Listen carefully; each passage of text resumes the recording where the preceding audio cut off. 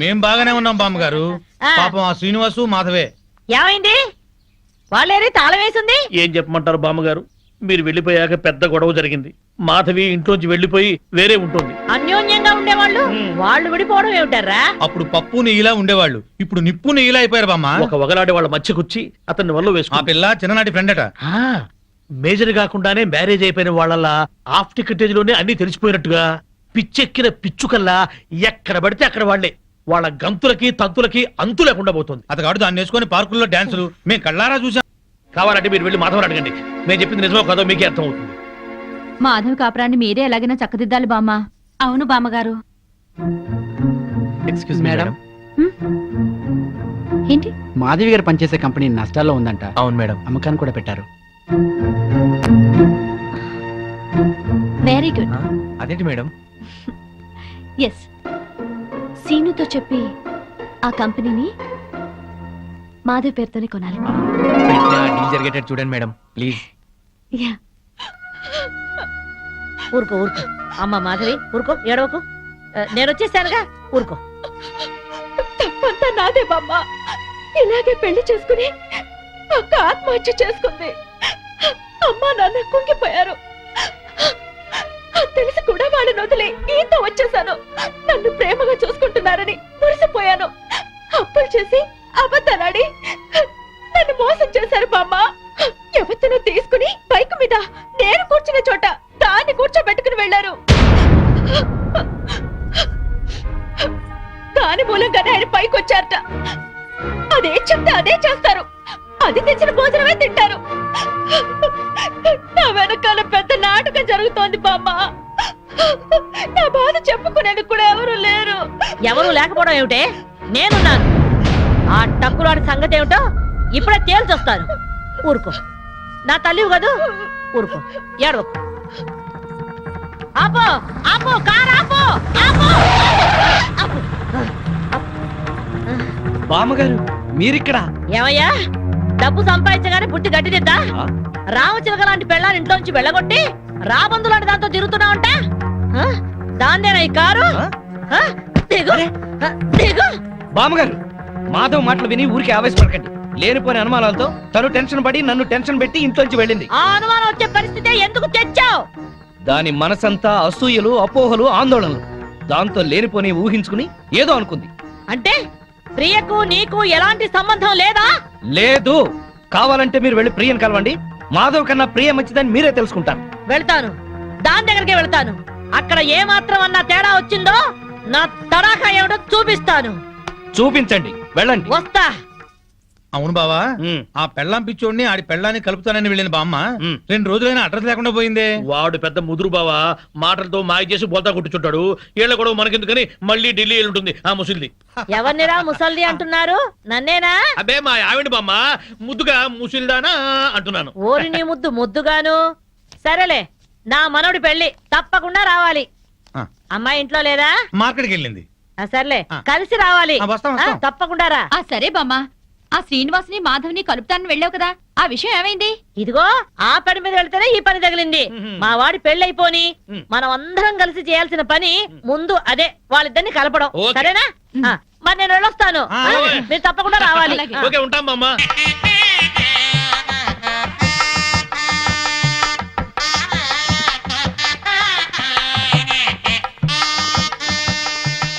మాధవి బాగున్నావా?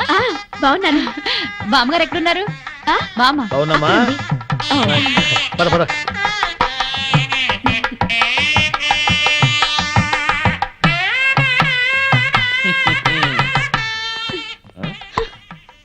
పెళ్లికొచ్చిన అతిథులను గౌరవించటం సంప్రదాయం.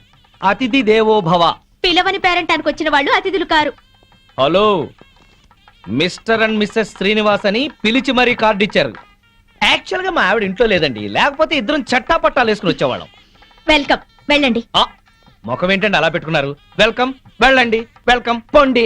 అది మర్యాద. వెల్కమ్, రండి అని పిలవాలి. అయినా చిరునవ్వుతో పిలిచేవాళ్లే రిసెప్షన్ లో ఉండాలి కదండి.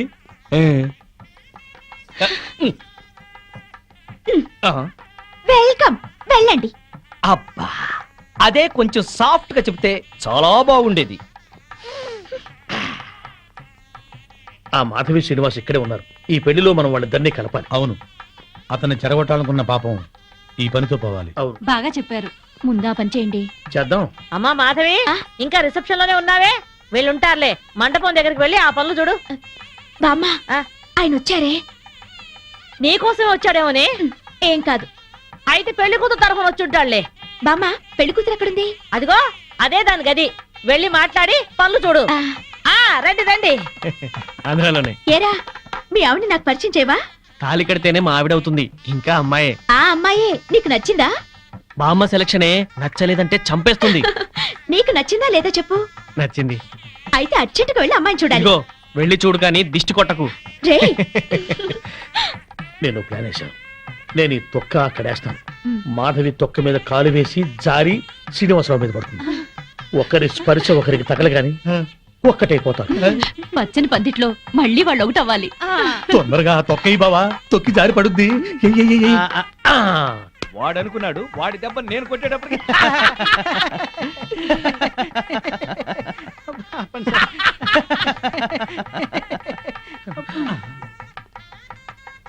అమ్మో,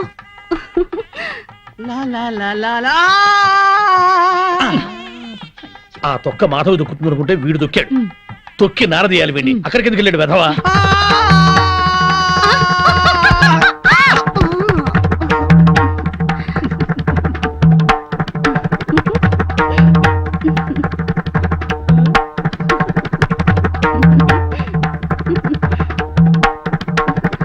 నేను జర్రున జారి మీ ఒళ్ళో పడగానే నా బుర్ర గిర్రున తిరిగి బుర్రు పిట్లా ఎగిరిపోయింది. మీరు నా ఒళ్ళో పడ్డ అరక్షణంలోనే నేను ప్రేమలో పడిపోయాను. నాకు సిగ్గెక్కువ, లేపుకెళ్ళిపోమని అడగలేకపోతున్నాను. నాకు మొహమాటం ఎక్కువ, లేచిపోదాను రా అని చెప్పలేకపోతున్నాను. నువ్వు నా ప్రేమ సునామీ. నువ్వు నా లవ్ ఎర్త్క్వేక్. అమ్మా పెళ్లి కుమార్తెను తీసుకురండి. ఆ డ్రింకే గానీ కూల్ డ్రింక్ తాగి చాలా ఏమయ్య, రోజులు. ఎదురువయ్యా. పెళ్లి కూతురు ఆ ఎర్ర పిల్లలా లేదు? నాకు అదే అనుమానంగా ఉంది. అనుమానం లేదు, ఆ అమ్మాయే. మాధవి చూస్తే బ్యాండ్ మేడమే.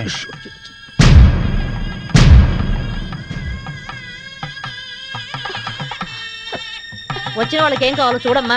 నువ్వు కాస్త తోడుగా వెళ్ళమ్మా. అమ్మా, ఆ పెళ్లి కూతురు సరిగ్గా చూసావు నువ్వు? ఆ, ఏం చూసావే? అదే నా కాపురంలో చిచ్చు పెట్టిన ప్రియా. ఆ అమ్మాయి చాలా మంచిదే. బామ్మ, నువ్వు పొరపాటు పడ్డావు. పొరపాటు పడుతుంది నువ్వు. బామ్మ, అదో పెద్ద కిలాడి. మాధవి, కళ్యాణ మండపంలో రాతంత చెక్. తర్వాత మాట్లాడుతుందిరా.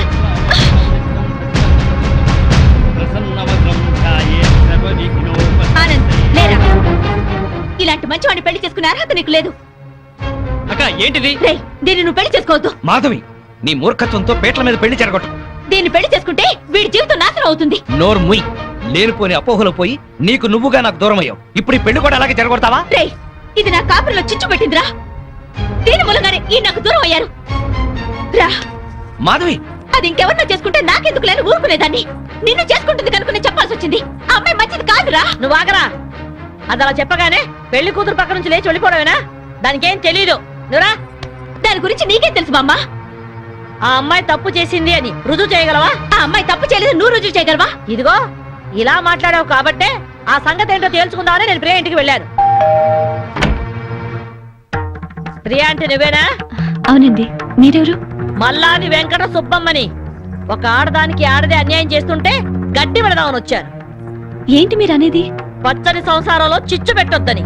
నువ్వు వల్లో వేసుకున్నావే శ్రీనివాస్, వాడి పెళ్ళాం నా మనవరాలు. హాయిగా సాగే వాళ్ళ కాపురం అల్లకల్లోలం చేశావు. నీ మూలంగా వాళ్ళిద్దరు విడిపోయారు. పెళ్ళైన మగాడితో తైతక్కలాడడానికి నీకు సిగ్గుగా లేదు? ఏంటమ్మా, ఎవరు? ఎవరు లేరమ్మా, నువ్వు లోపలికెళ్ళు. లేదమ్మా, నేను విన్నాను. నేనెవరో ఏదో అంటున్నారు. చూడండమ్మా, మీ గొంతు వింటుంటే పెద్దవారిలా ఉన్నారు. నేను చెప్పేది వినండి. నా బిడ్డ ఏ తప్పు చేయదు. దాని సుఖం అది చూసుకునే తత్వం కాదు. దీన్ని చిన్నప్పుడే వీళ్ళ నాన్నగారు పైన స్కాలర్షిప్లతో చదివి ఎంబీఏ గోల్డ్ మెడలిస్ట్ అయింది. ఫారిన్ లో పెద్ద పెద్ద ఉద్యోగాలు వచ్చినా ఈ గుడ్డి తల్లిని వదిలి వెళ్ళలేక అవన్నీ వదులుకుంది. కట్నం లేకుండా పెళ్లి చేసుకుంటామని ఎంతో మంది వచ్చినా నన్ను కూడా చూడాలని షరతు పెట్టి పెళ్లి చేసుకోకుండా ఉండిపోయింది. ఆ శ్రీనివాస్ మాకు చిన్నప్పటి నుంచి తెలుసు. అమ్మా, ఇప్పుడు అవన్నీ ఎందుకు? ఊరుకోమ్మా. లేదమ్మా, ఇప్పుడు ఇది చెప్తేనే అందరికీ మంచిది. అమ్మా, 15 ఏళ్ల క్రితం మా ఇంట్లో అగ్ని ప్రమాదం జరిగింది. ఆ ప్రమాదంలోనే నా కంటి చూపు పోయింది. అప్పుడు ఆ శ్రీనివాస్ ప్రాణాలకు తెగించి నన్ను ప్రియని కాపాడాడు. ఆ కృతజ్ఞతతో అభిమానంతో దాని పెళ్లికని దాచిన డబ్బును కూడా అతనికి ఇచ్చింది.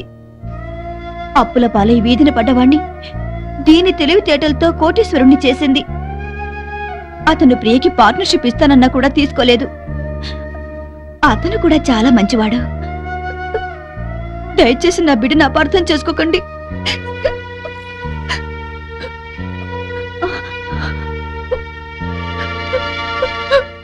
ఇంత సలక్షణమైన పిల్ల నా మనవడికి దొరకాలని అందరి దేవుళ్లకు మొక్కుకున్నాను. ప్రియ నచ్చింది కాబట్టే వాణ్ణి ఇక్కడికి పిలిపించి ఈ పెళ్లి కుదిర్చాను. అంతేకాదు, మన ఇద్దరం ఎప్పుడూ కలిసి ఉండాలనే కోరుకుంది. నువ్వు ఓ కంపెనీలో పనిచేస్తున్నావని తెలిసి ఆ కంపెనీ నీ పేరునే కొనిపించింది. మీ అమ్మా నాన్న మనసు మార్చి వాళ్ళు ఇక్కడికి వచ్చేలాగా చేసింది. మాధవి, ఆ అమ్మాయి చాలా మంచిదే. మిమ్మల్ని కలపాలని నీ గురించి శ్రీనివాస్ గురించి చెప్పింది. ఆ అమ్మాయి నీకు చెల్లెలు లాంటిది, ఇంకే ఆలోచనలో పెట్టుకో.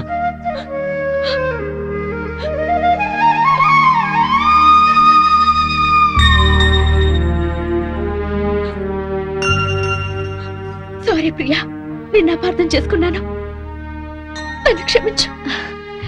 అక్కని చెల్లెలు క్షమించటం ఏంటి? అందరూ కలిసి ఉండాలనుకున్నాను, కలుసుకున్నా.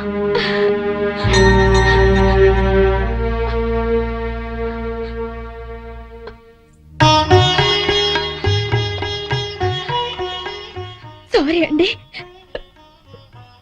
నన్ను క్షమించండి.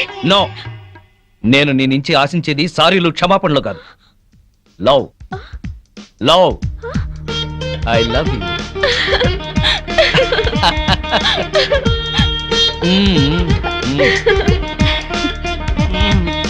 బామ్మగారు, వివాహ ముహూర్తం వెళ్ళిపోయి శోభన ముహూర్తం వచ్చేస్తోంది. పెళ్లి కొడుకుని తీసుకురండి.